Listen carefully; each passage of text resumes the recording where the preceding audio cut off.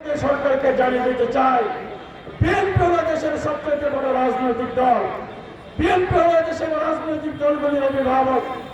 এই 5ই আগস্টের পরে আমরা থানা পাহারা দিয়েছি, আমরা ইউনিয়ন অফিস পাহারা দিয়েছি, এই প্রশাসনের সবগুলি অফিসকে আমরা পাহারা দিয়েছি, সরকারি অফিস আদালত আমরা পাহারা দিয়েছি।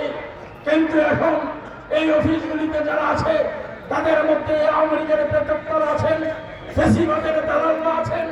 তারা এখন আরো নড়ে চড়ে বসেছেন।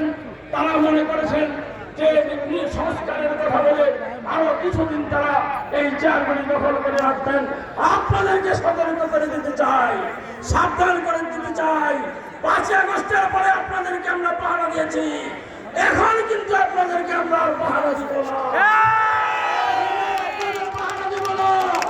নির্বাচন হবে আগামী মার্চ এপ্রিলের মধ্যে, আমরা নির্বাচন চাই।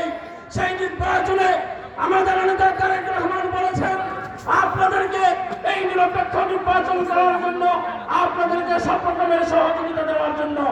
আমরা সেই জন্য আপনাদেরকে সহযোগিতা দিয়ে যাচ্ছি, কিন্তু আপনারা যদি সেই সহযোগিতাকে আপনাদেরকে ক্ষমা করবে না।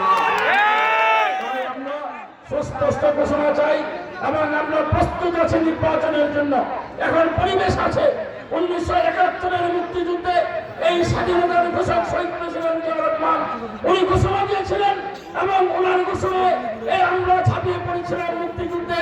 সেদিন মুক্তিযুদ্ধের যে সফলতা সেটা আমরা ধরে রাখতে পারিনি, কারণ 1971-এ শেখ মুজিবুর রহমান যখন বাংলাদেশে আসে এই পাকিস্তানিদের সাথে আঘাত করে উনি চেয়েছিলেন পূর্ব পাকিস্তানের মুখ্যমন্ত্রী হওয়ার জন্য, কিন্তু মুখ্যমন্ত্রী উনি যখন হতে পারেনি তাদের সাথে আঘাত করে পাকিস্তান বাহিনী যখন আমাদের এই 25শে মার্চ কালো রাত্রে আমাদের জনতার উপর, আমাদের জনগণের উপর আক্রমণ করে, তখন সে আঘাত করে পাকিস্তান চলে যায় এবং পাকিস্তান বাহিনী তার পরিবারকে